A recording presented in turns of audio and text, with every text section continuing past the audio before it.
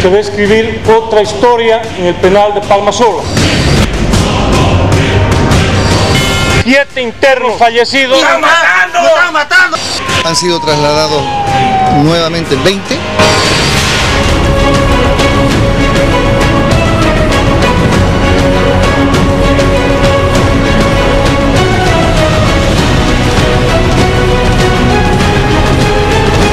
Decían control y poder de grupos delincuenciales fuera. Beneficios de OTI para sustentar a todos sus secuaces.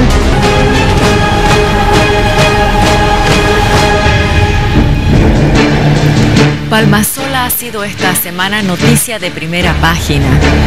Un mega operativo se hizo, 8 reclusos fallecidos, 6 policías heridos, muchas cosas encontradas adentro y hoy la presencia aquí de la principal autoridad, el ministro de Gobierno, don Carlos Romero, bienvenido. Buenas noches, Jimena, un saludo cordial a través de la gentileza de No Mentirás y de PAT a los distinguidos televidentes. Una primera pregunta, por favor.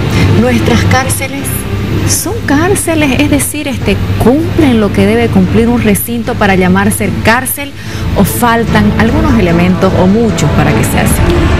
Muchos, ¿no? En verdad que tenemos 64 recintos penitenciarios a nivel nacional.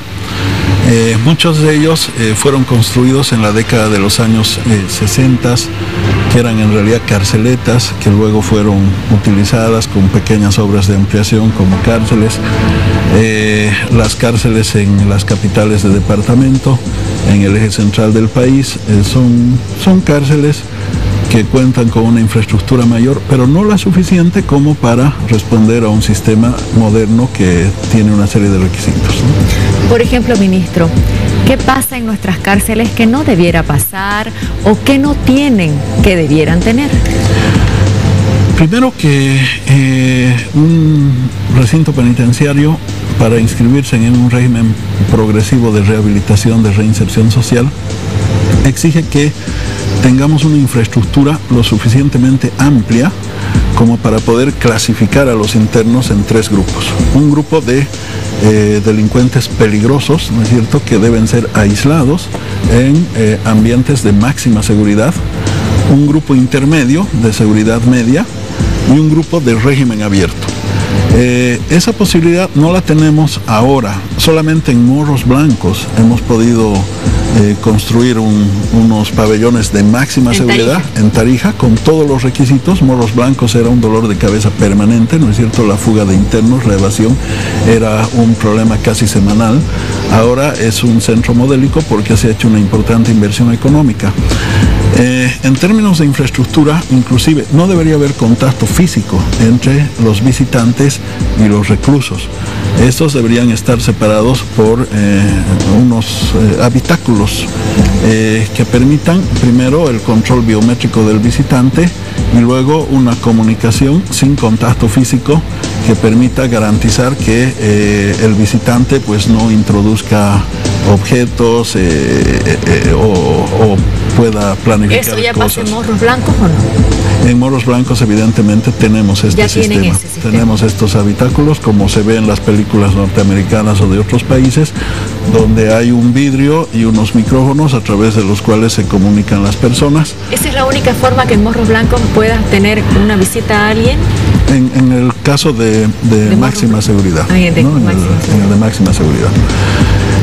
Luego, obviamente que con la clasificación de los internos, cuando los internos están entremezclados, cuando el ladrón de gallinas está entremezclado con un homicida, obviamente más probable es que el primero reciba una influencia negativa del segundo y la cárcel se convierte en una universidad que perfecciona el delito.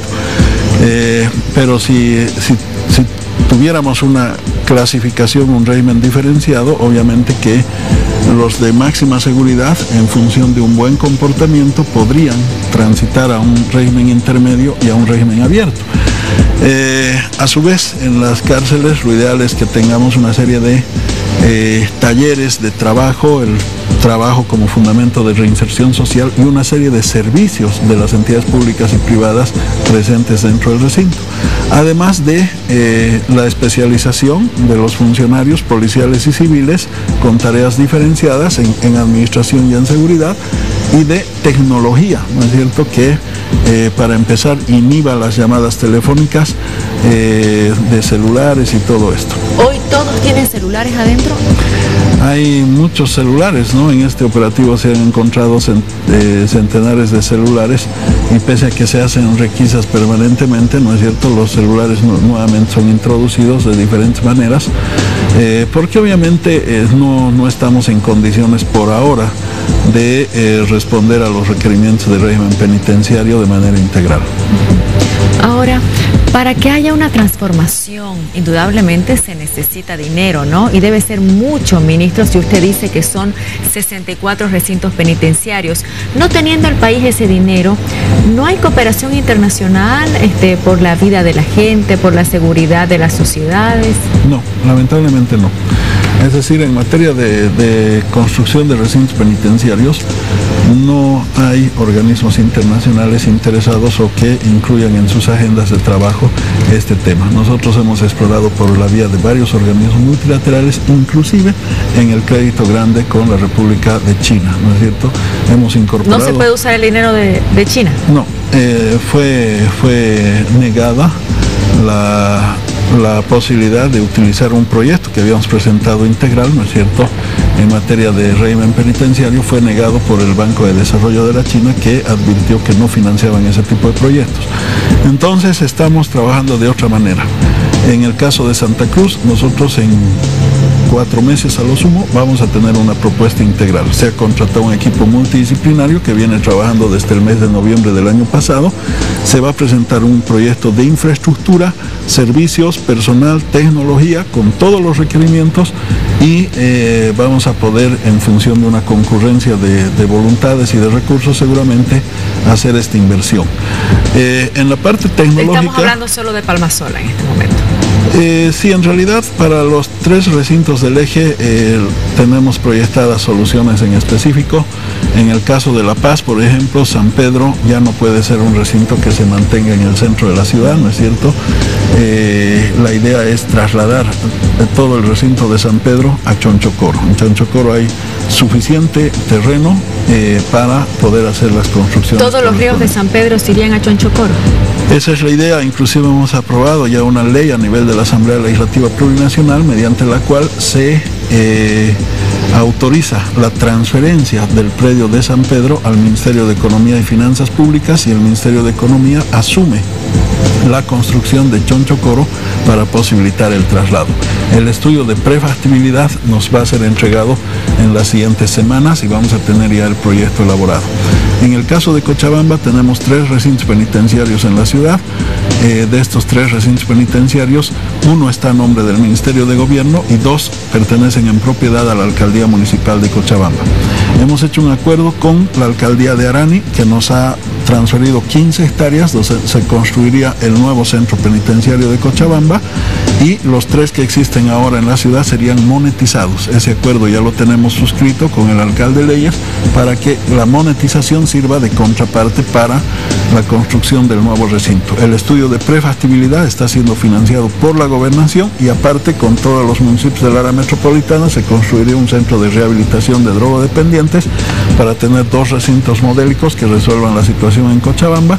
Y en el caso de Santa Cruz, el estudio de prefactibilidad está siendo financiado por la CAF, será entregado en el mes de, asumo que en 3 o 4 meses a más tardar. Estamos tratando de acortar los plazos, y toda la parte tecnológica la vamos a resolver por la vía del proyecto BOL 110, donde sí, en eso sí, como son tecnologías, cámaras, inhibidores de llamadas, detectores metálicos, control biométrico de visitas, etcétera, todos estos dispositivos sí forman parte del BOL 110, no fueron incorporados como un paquete de régimen penitenciario, por lo tanto no fueron vetados por la financiación china.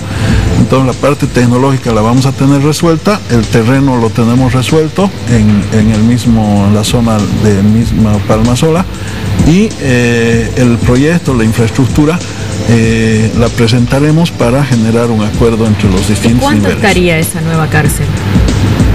Bueno, normalmente lo de Morros Blancos se ha hecho en un tiempo muy razonable, ¿no es cierto? Se lo ha hecho en 15 meses, si no me falla la memoria, y en el caso de Palmasola, bueno, tendríamos que proyectar una cosa de 2 años. Ahora, ministro, hay una reflexión.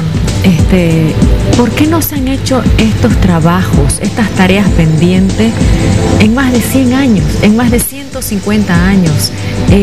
¿Por qué las tareas elementales de la sociedad no fueron asumidas, realizadas? Porque son muchas, ¿no? Es decir, los hospitales igual, las carreteras igual.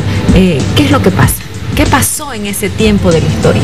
Bueno, primero, si revisamos la historia, la cárcel de Palmasola fue construida el año 1977. Se hicieron inversiones en 1982, 84, más o menos, se hizo alguna ampliación. Y las únicas inversiones significativas que se han hecho en Palmasola en las últimas décadas son las que hemos hecho nosotros. Hemos ampliado pabellones, hemos instalado cámaras, hemos construido áreas de atención de salud, áreas de audiencias judiciales y áreas de talleres, ¿no es cierto? Pero evidentemente la parte de máxima seguridad y la infraestructura que soporte una proyección de 10.000 internos, que es lo que estamos trabajando como cifra parámetro, es un tema que pues ha tenido su complejidad. Primero, no quiero ponerle, ministro, la pelota en el punto del penal para que meta un gol, ¿no? Y ponerlo al arquero a mirar a un lado, pero sí quiero apelar a sus conocimientos, por favor, para hacer una reflexión. ¿Por qué en ese tiempo largo no se asumieron las tareas esenciales? Y le estoy diciendo, no carreteras que vinculen a todo el país, no hospitales de 4º nivel, no equipamiento de los hospitales, no equipamiento ni construcción de cárceles. No quiero poner la pelota en el punto del penal ni que se aproveche, pero quiero la reflexión. ¿Por qué? ¿Qué pasó? Lamentablemente no ha habido una valoración adecuada, ¿no es cierto? No ha habido una valoración, tal vez muchas veces se piensa que estas tareas que tienen que ver con régimen penitenciario, seguridad ciudadana, no son visibles ante la gente, no se ven. No se las puede entregar como una plaza, no se las pueden entregar como un camino, ¿no es cierto? Y muchas veces hay renuencia en las gestiones gubernamentales para invertir. En este tiempo hemos hecho unas 12 inversiones significativas. Por ejemplo, el Centro Penitenciario de Reintegración Productiva, que se lo ha llamado así en Montero, ha sido construido en esta gestión. El antecedente era una carceleta de la década de los 60, que era lo que reunía a los internos en el norte. En este último tiempo, evidentemente, estamos haciendo esfuerzos grandes, sanear los papeles, que ha sido un trabajo importante de la gobernación, ha llevado mucho tiempo, y evidentemente tenemos una decisión muy firme de invertir, y no a raíz de este problema, ¿no es cierto? Estos trabajos los venimos haciendo hace bastante tiempo atrás, y espero yo concretizarlos, pero asumo también que muchas veces, a la luz de la lectura de los políticos, no siempre es una prioridad un tema de cárceles, pero a la luz de las prioridades de la ciudadanía sí son urgencias que no se deben postergar. Porque justamente mire lo que es la coincidencia, ¿no? El editorial de la última edición de Poder y Placer, que la tengo en mi mano, tiene que ver exactamente con eso. El título, mire: Escuelas, hospitales y cárceles. Y la mirada en este editorial es a la tarea no hecha a lo largo de décadas de la historia de este país. Y uno dice ahora, y le pido una cifra que de repente nos va a asustar: arreglar las 3 cárceles del eje, ¿cuánto puede llegar a costar? Mira, haciendo un cálculo muy...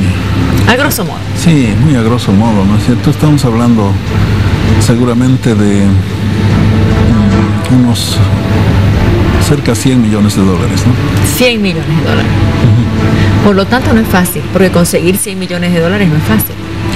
No es fácil, tampoco es imposible, eso es verdad, ¿no es cierto? Ahora, obviamente que todavía aparecen una serie de tareas de un Estado que era un Estado de mentiras muchas veces, ¿no? Un expresidente, el licenciado Jaime Paz Zamora, alguna vez definió a Bolivia como un país campamento, porque era muy gráfico, ¿no? En sentido figurado lo decía bien en ese momento, que era un país desarticulado, sin obras básicas, sin infraestructura básica, y es el país que heredamos. Ahora obviamente están saltando a luz estos problemas y tal vez para quien no tiene memoria para comparar lo pasado con lo presente, de repente sería normal que un Estado mínimamente resuelva el problema de sus cárceles, pero a la luz de toda la historia pasada es una complejidad grande.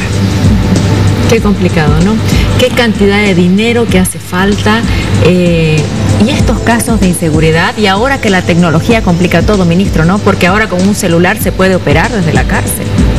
Se puede operar desde la cárcel y de hecho muchos grupos criminales operan desde la cárcel. Yo debo confesar, Jimena, que muchos delitos que han sido investigados por la policía han trabajado también tomando como fuente la cárcel. ¿Ahora hay complicidad? ¿Había complicidad con los policías de la cárcel? Sí, seguramente que sí. Y ese es un tema de profunda investigación. Ese es un tema que debe investigarse y debe esclarecerse. El mismo comandante ha dicho, una historia nueva empieza con relación a Palmasola, y así lo asumimos. Asumimos que este operativo, lamentablemente con pérdida de vidas humanas, lamentablemente con características como las que ya se conocen ante la opinión pública, era un operativo impostergable, inevitable, ¿no es cierto? Pero no tiene que ser un operativo que no sirva para nada. Ahora, sería bueno para demostrar a la opinión pública que esto realmente va a cambiar, también ver a los culpables de parte de la policía, ¿no? Sí, efectivamente. Yo asumo que este operativo, mega operativo que se ha hecho hace unos días, es un primer paso fuerte, categórico, de presencia de Estado, de autoridad, que está desarticulando bandas criminales que extorsionaban, que delinquían desde el interior de Palmasola con los propios internos de Palmasola, ¿no es cierto? La mayoría de los internos de Palmasola... ¿Sabe qué llama la atención, ministro? Sí. Es decir, para empezar, ¿cómo hay armas adentro? Alguien tiene que dejarlas pasar, las armas. Y cuando se descubren todas estas armas y los celulares, la pregunta, ¿cuántos policías están procesados? ¿Cuántos están dados de baja por haber permitido que ingresen las armas, ¿no? La marihuana, todo. ¿Hay policías en este operativo reciente procesados de baja o algo?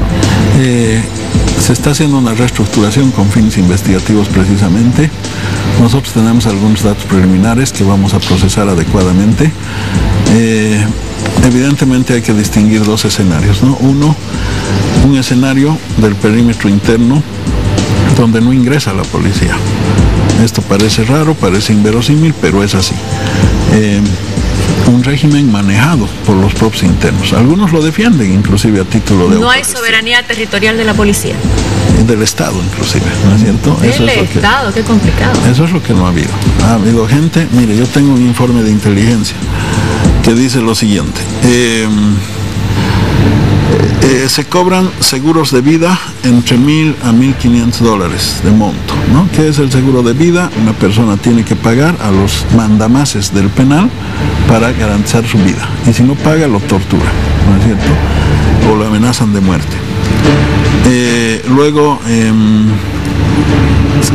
hay gente que tiene el monopolio de los alimentos, de la distribución de alimentos.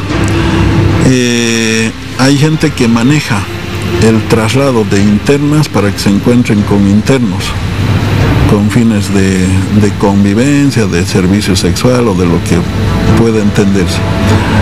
Hay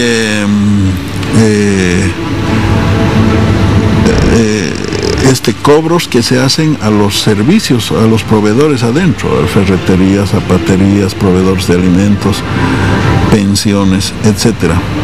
Hay noches de nightclub. Es decir, hay droga, distribución de droga. Bueno, esta es la realidad de Palmasola. ¿No? Se ha hecho un trabajo de infiltración para tener estos datos, estas tarifas, para tener esta larga lista de personas comprometidas. Aquí tengo una larga lista, que si la leo me como el programa, ¿no?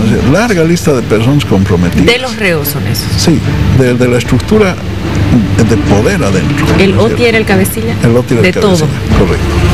Entonces, frente a esta situación es que decidimos sentar la autoridad del Estado y hacer una investigación profunda de cómo han entrado esas armas. Primero, desarticular la estructura, porque si uno no la desarticula, sino descabeza a esa estructura criminal, la estructura criminal va a seguir desafiando la autoridad del Estado y ejerciendo un poder fáctico.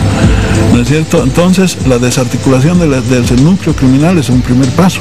Y luego la investigación posterior tiene que desarrollarse para sentar precedente y para que no vuelva a repetirse.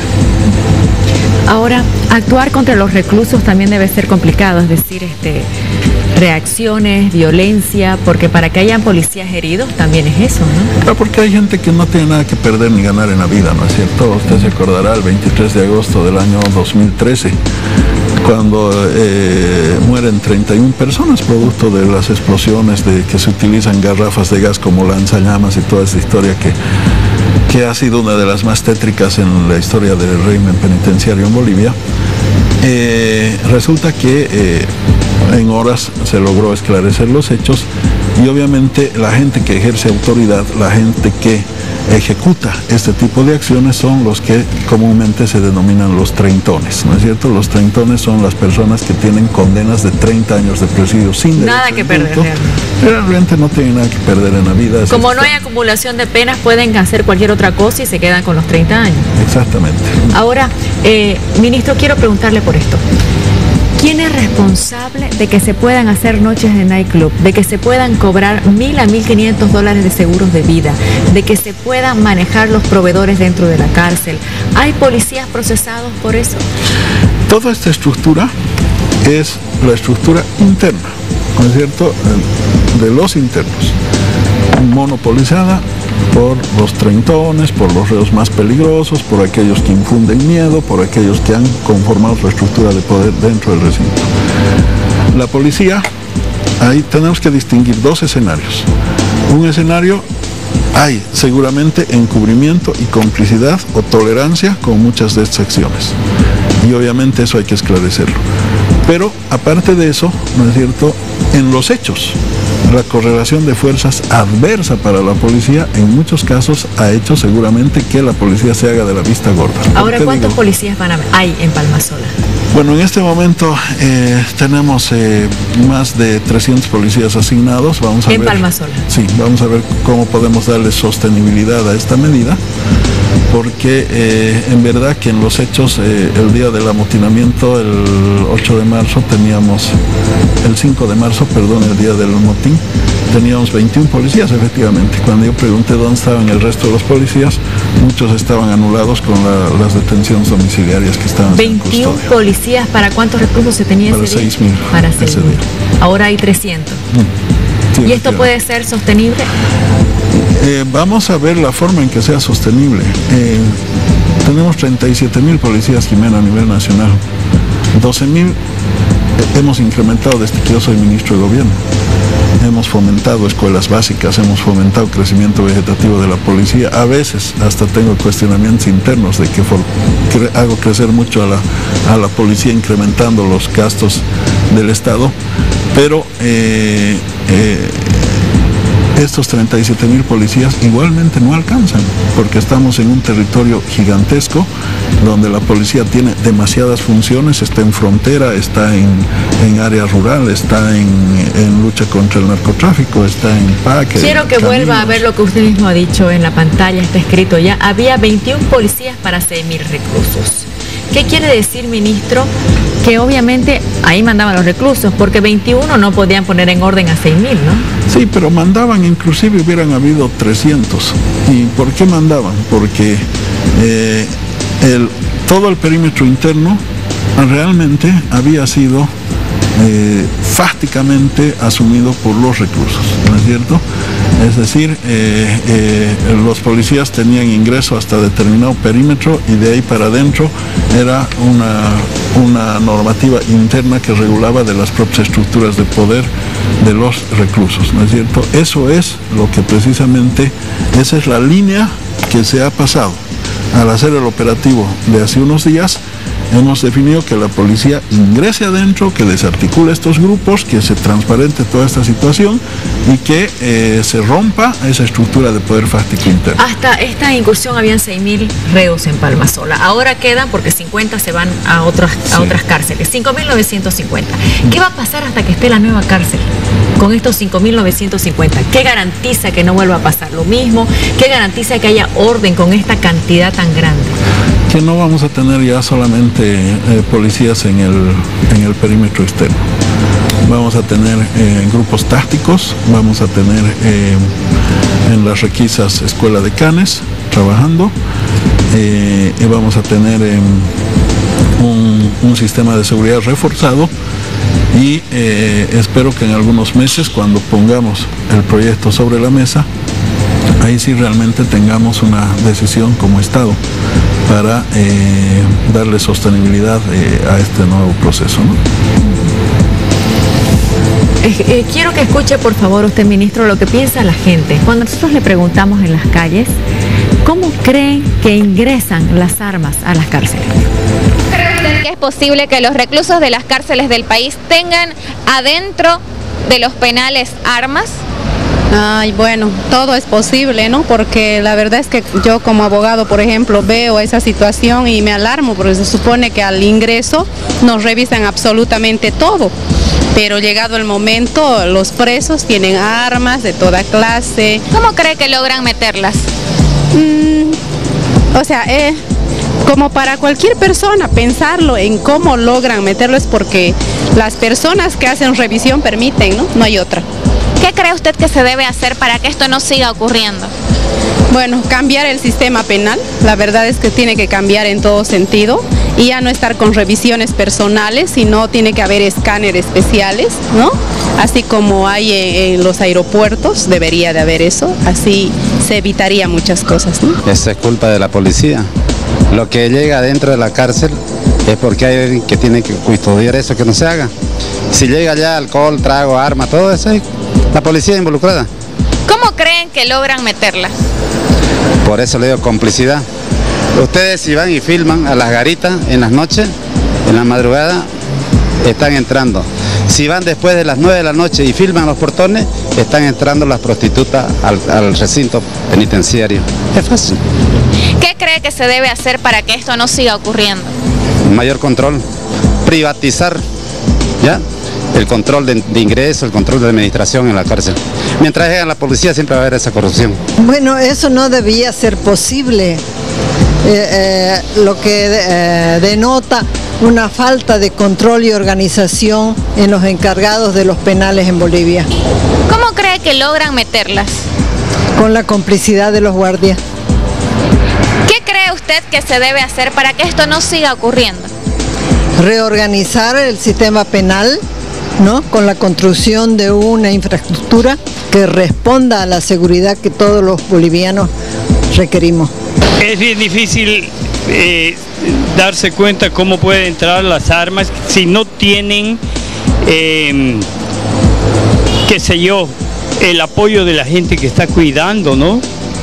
Esa sería la única manera de que entren armas al penal. ¿Qué cree que se debe hacer para que esto no siga ocurriendo? Tiene que cambiar totalmente la mentalidad de hacer que el sistema actual permanezca, ¿no? Que la gente que vigila permita que se desenvuelve exactamente lo que se está haciendo, ¿no? Seguramente es bien importante que se tenga que poner una cárcel mucho más acorde con las necesidades de Santa Cruz, porque es una ciudad muy grande y tiene que tener todos los servicios, todas las necesidades que normalmente exigen una cárcel, ¿no? Es un tema difícil de contestar, pero sin embargo sería bueno que tengan un mejor control en las entradas de los visitantes, como también la prohibición de aparatos de celular, porque los contactos a nivel de celular, que algunos gozan de ese privilegio, permiten introducir armas de manera clandestina. No sabemos qué estrategias utilizan. ¿Cómo cree que logran meterla? Pienso que es en los alimentos que ingresan cuando visitan los parientes o familiares, y que no revisan exclusivamente bien, porque debería ser una revisión exclusiva. ¿Qué cree que se debe hacer para que esto no siga ocurriendo? Hacer una metodología estratégica de cómo hacer que la policía tenga conciencia, porque hay algunos policías que todavía no están conscientes de lo que tienen el trabajo a cumplir. Bueno, yo creo que debe haber complicidad de parte de la autoridad competente, ¿no? Especialmente la policía, la gobernación. ¿Cómo cree que logran meterlas? No, yo creo que deben tener algún modo de operar sobre ese tema, no tengo idea, pero debe haber sí complicidad con los señores oficiales o policías. ¿Qué cree que se debe hacer para que esto no siga ocurriendo? Yo creo que se debería hacer una nueva cárcel con las diferentes reparticiones y clasificar a los internos, ¿no? De acuerdo a la imputación que tienen, ya sea por homicidio, por robo o por familia, porque muchas veces hay. Le hago una pregunta que hizo un miembro del Soberano, ministro: ¿privatizar se puede? ¿Es lo mejor? Ramiro Llanos, siempre que viene acá, exdirector de régimen penitenciario, dice no mejora nada porque es un negocio, de eso viven muchos, negocio millonario, y debería ser privado, debería ser civil. ¿Qué piensas sobre eso? Bueno, primero que Ramiro es un especialista en el tema penitenciario, pero él tiene una línea de pensamiento con la que no estamos de acuerdo necesariamente. ¿Por qué? Porque él fue director de régimen penitenciario y sustentó la línea de que la autogestión de los internos era un mecanismo de rehabilitación, que la autogestión era más bien una metodología enmarcada en una línea progresista de derechos humanos que permitía, autogestionando sus asuntos, coadyuvar en el proceso de rehabilitación de los internos.